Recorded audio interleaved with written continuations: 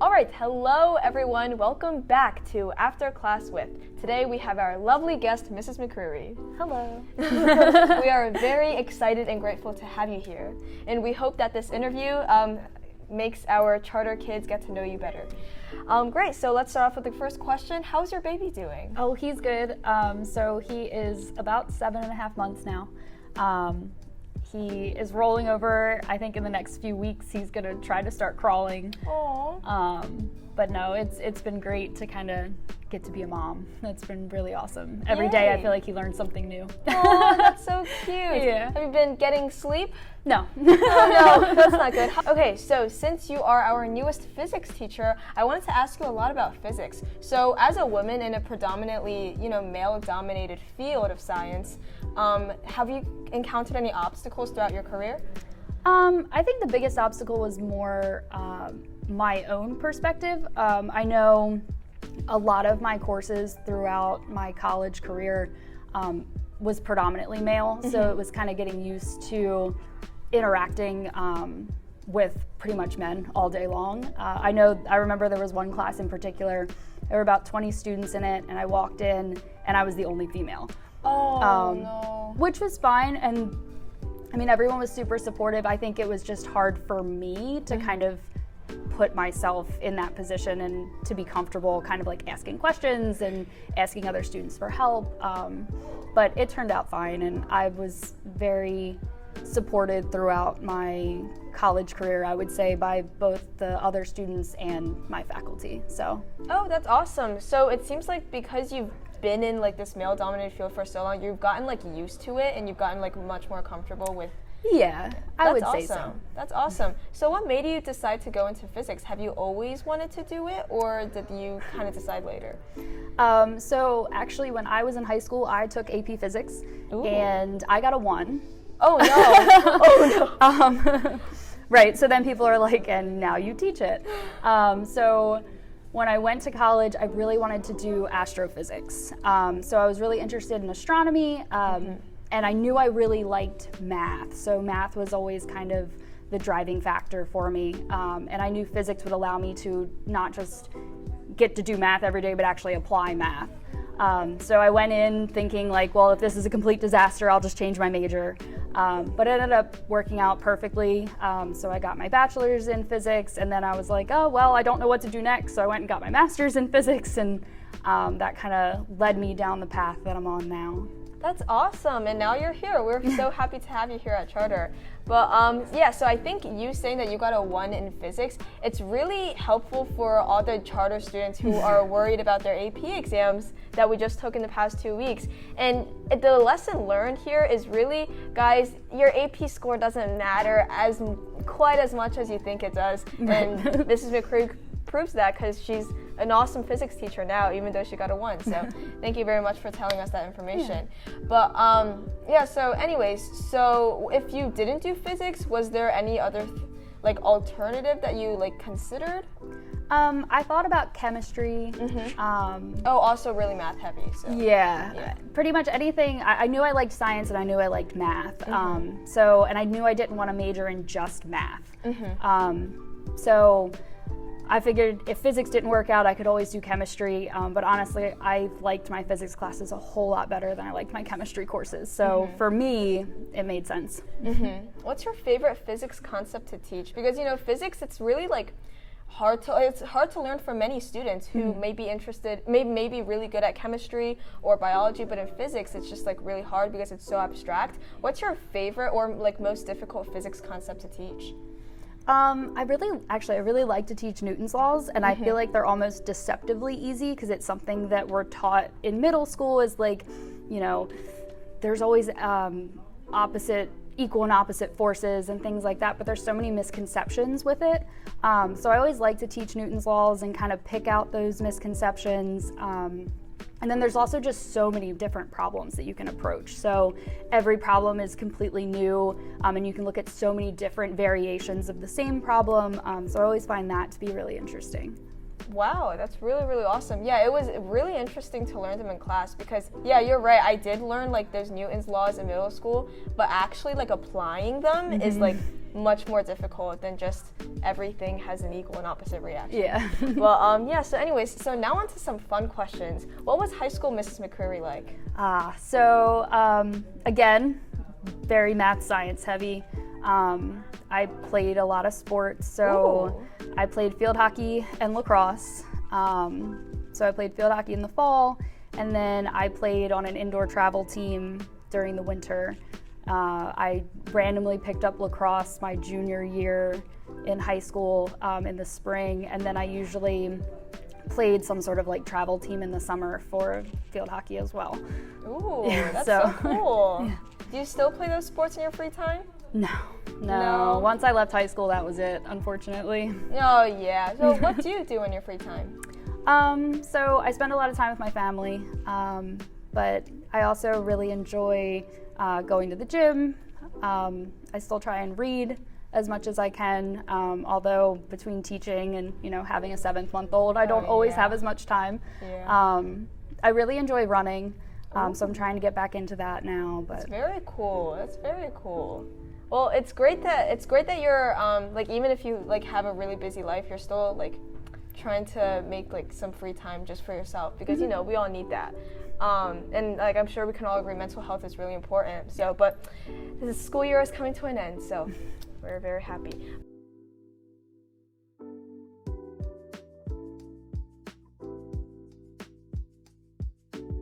All right, so for a quick speed round with some very fun questions, what is your favorite element on the periodic table? Neon. Why? I think it's fun. It's a noble gas, and I like its name, and it makes me think of like bright colors. Yeah, bright colors equals happy. Yes. So, very nice.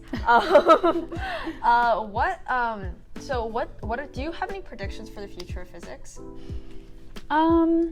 Honestly, I think I'm a little bit worried about the future of physics, because no. I just feel like a lot of students aren't going into physics. Like, there's a lot of students that go into like engineering or kind of related fields, but I don't know that there's as many physics majors kind of in the future. I mean, I hope I'm wrong, but it tends to seem like most of my students tell me that they're going into some form of engineering, not necessarily like biochem physics type majors.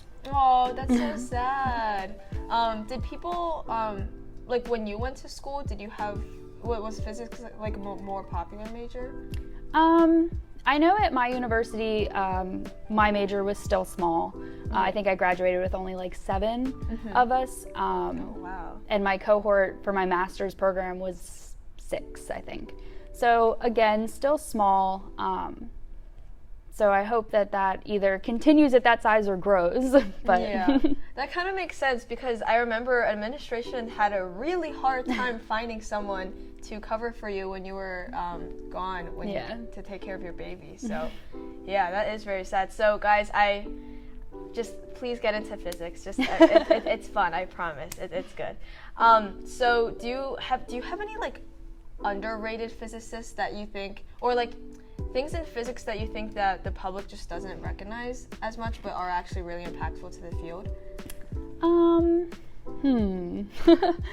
I think the general public just has a lot of common misconceptions about things like free fall, Newton's laws, kind of those basics that we talk about in an introductory physics course, that I would like to think that a physics course can help to correct. But I find it's actually very difficult to change someone's misconception. So this idea such as that objects that have more mass are going to fall faster. Like things like that even though we talk about it and we go through it and we do labs, I just feel like it's one of those things that it's just so hard to change those pre-misconceptions that we have. Yeah. And I think that that's kind of across the board with those kind of introductory level topics that we tend to cover. Oh yeah, for sure. I remember when I was learning physics in your class, things like things with the mass doesn't matter when stuff like that. It's like my intuition just it doesn't match with what I'm learning, so Right. it's really hard to like accommodate these new concepts because I already have these since I was a kid, I just have these. It just makes sense in my head, but like it's not like Right. reality, which is pretty insane. Because I don't think I've experienced like such like a drastic difference between like what I expect and what I actually learn, and like pretty much any other subject I've ever.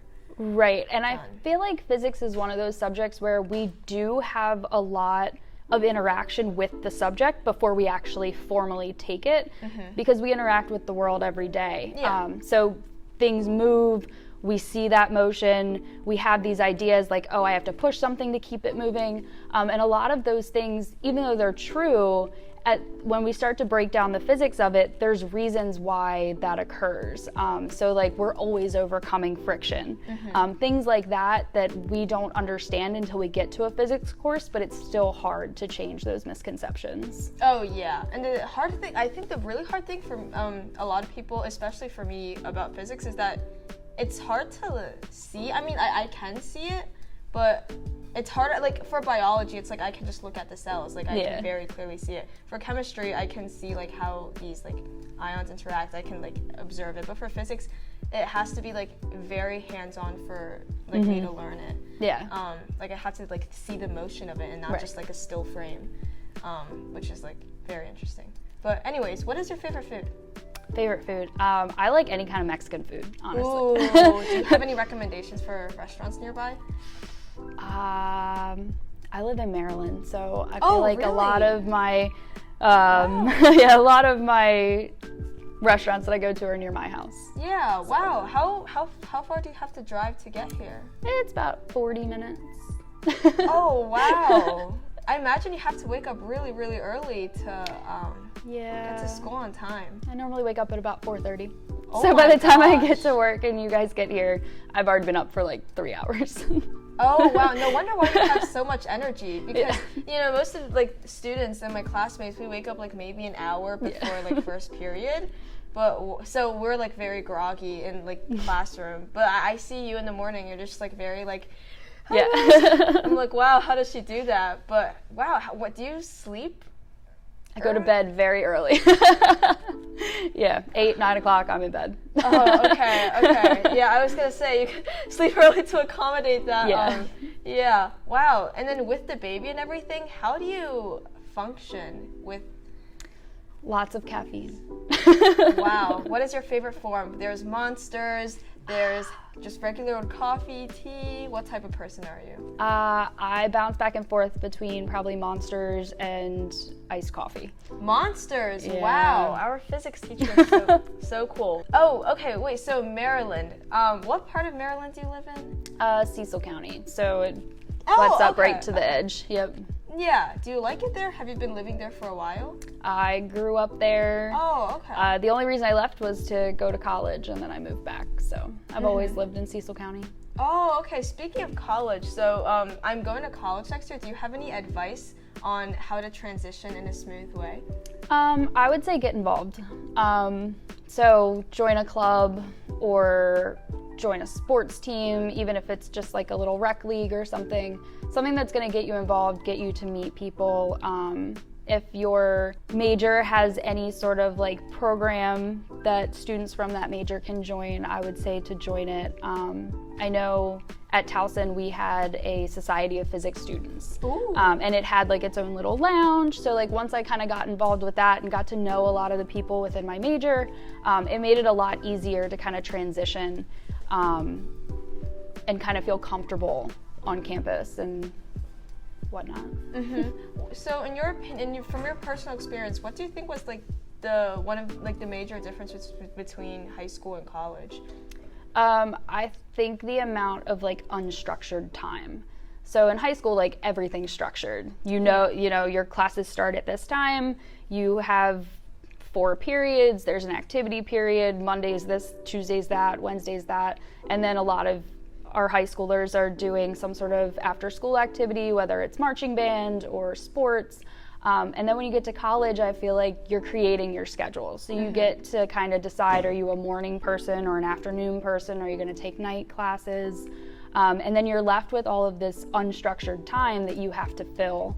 And you have to be able to kind of balance all of your coursework with kind of getting to meet new people and doing all of those other extracurricular things, as well as a lot of college students are working because we need some sort of money to live.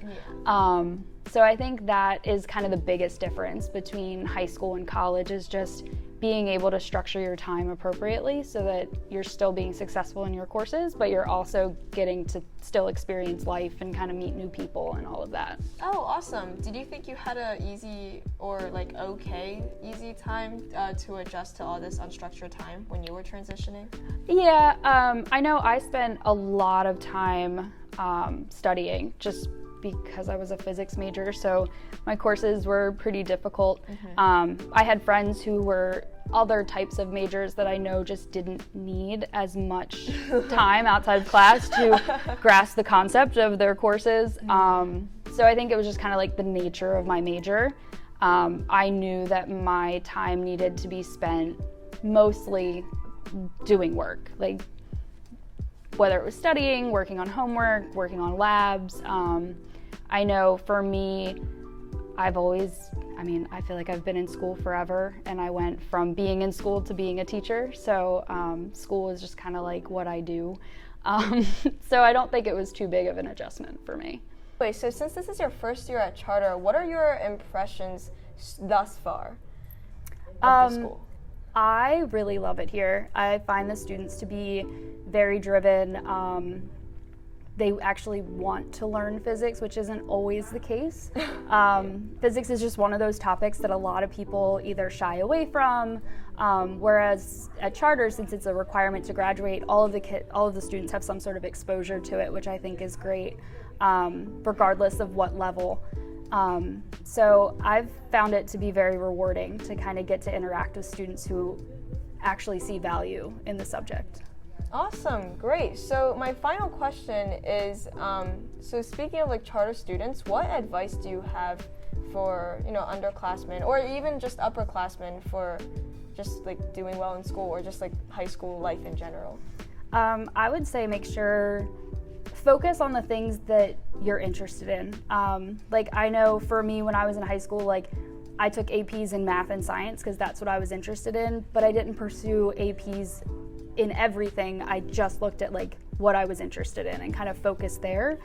So I think really figuring out what things you enjoy and kind of focusing your effort and your time there can be helpful from the mental health perspective of actually having the time to put into it, as well as kind of having a schedule that you enjoy the classes that you're in.